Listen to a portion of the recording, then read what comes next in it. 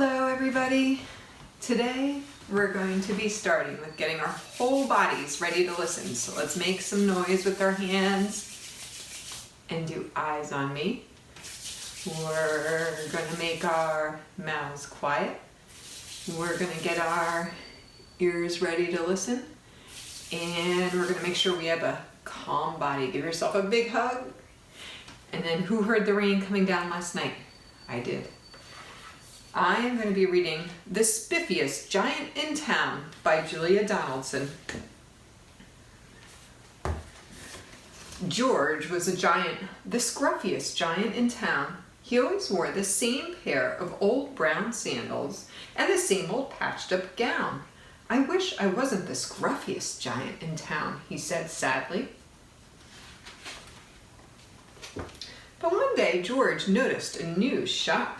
It was full of spiffy clothes, so he bought a spiffy shirt, a spiffy pair of pants, a spiffy belt, a spiffy striped tie, some spiffy socks with diamonds on the sides, and a pair of spiffy shiny shoes. Now I'm the spiffiest giant in town, he said proudly. George left his old clothes behind in the shop. He was about to go home when he heard a sound. On the sidewalk stood a giraffe who was sniffing sadly. "What's the matter?" asked George. "It's my neck," said the giraffe. "It's so very long and so very cold. I wish I had a long, warm scarf." "Cheer up," said George, and he took off his striped tie. "It didn't match my socks anyway," he said, as he wound it around and around the giraffe's neck. "It made a wonderful scarf." "Thank you," said the giraffe. As George strode towards home, he sang to himself, "My tie is a scarf for a cold giraffe, but look me up and down, I'm the spiffiest giant in town." George came to a river.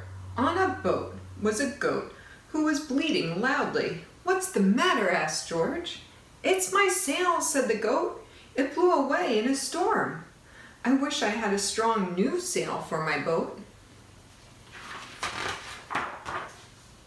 "Cheer up," said George, and he took off his new white shirt. "It kept coming untucked anyway," he said as he tied it to the mast of the goat's boat. "It made a magnificent sail." "Thank you," said the goat. George strode on, singing to himself, "My tie is a scarf for a cold giraffe, my shirt's on a boat as a sail for a goat, but look me up and down, I'm the spiffiest giant in town." George came to a tiny ruined house. Beside the house stood a white mouse with lots of baby mice, and they were all squeaking. "What's the matter?" asked George. "It's our house," squeaked the mother mouse. "It burned down and now we have nowhere to live. I wish we had a nice new house." "Cheer up," said George, and he took off one of his shiny shoes. "It was giving me blisters anyway," he said as the mouse and her baby scrambled inside. The shoe made a perfect home for them. "Thank you," they squeaked. George had to hop along the road now, but he didn't mind. As he hopped, he sang to himself, "My tie is a scarf for a cold giraffe, my shirt's on a boat as a sail for a goat, my ship is a house for a little white mouse, but look me up and down, I'm the spiffiest giant in town." George came to a campsite. Beside a tent stood a fox who was crying. "What's the matter?" asked George. "It's my sleeping bag," said the fox. "I dropped it in a puddle. I wish I had a warm, dry sleeping bag." "Cheer up," said George, and he took off one of his socks with diamonds on the sides. "It was tickling my toes anyway," he said.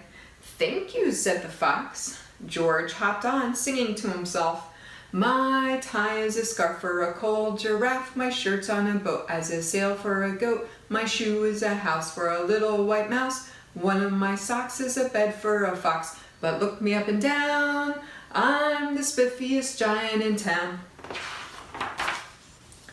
George came to a squishy bog. Beside the bog stood a dog who was howling. "What's the matter?" asked George. "It's this bog," said the dog. "I need to get across, but I keep getting stuck in the mud. I wish there was a safe, dry path." "Cheer up," said George, and he took off his spiffy new belt. "It was squeezing my tummy anyway," he said as he laid it down over the bog. "It made an excellent path." "Thank you," said the dog. The wind started to blow, but George didn't mind. He hopped on, singing to himself.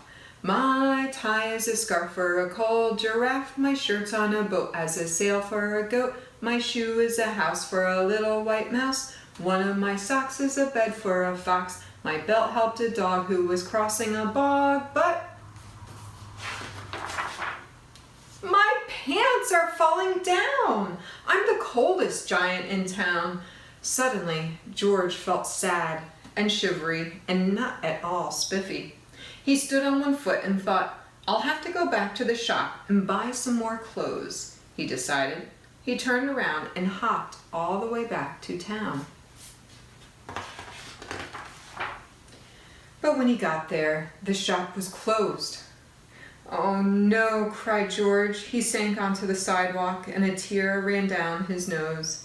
He felt as sad as all the animals he had met on his way home. Then, out of the corner of his eye, he saw a bag with something familiar poking out of the top. George took a closer look. "My gown!" he yelled. "My dear old gown and sandals." George put them on, and they felt wonderfully comfortable. "I'm the coziest giant in town," he cried, and he danced back home along the road. Outside his front door stood all of the animals he had helped. They were carrying an enormous present. "Come on, George," they said, "open it." George untied the ribbon, and inside was a beautiful gold paper crown and a card. "Look inside the card, George," said the animals. George put the crown on his head and opened the card.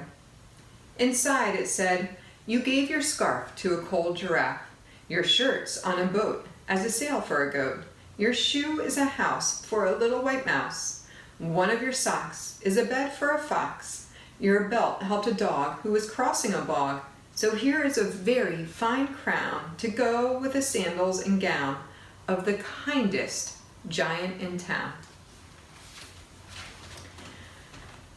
Yesterday, Miss Ryan shared her message about Hearts for Healthcare Workers, and I hope that everybody is able to make hearts.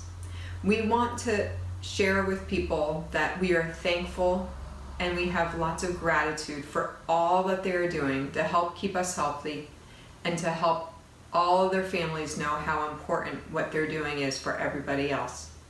So your assignment this week is to go and make a heart, hang it in a place so that everybody who goes by your house can see. Have a wonderful April vacation and send in your pictures of the hearts to share with Mrs. Ryan.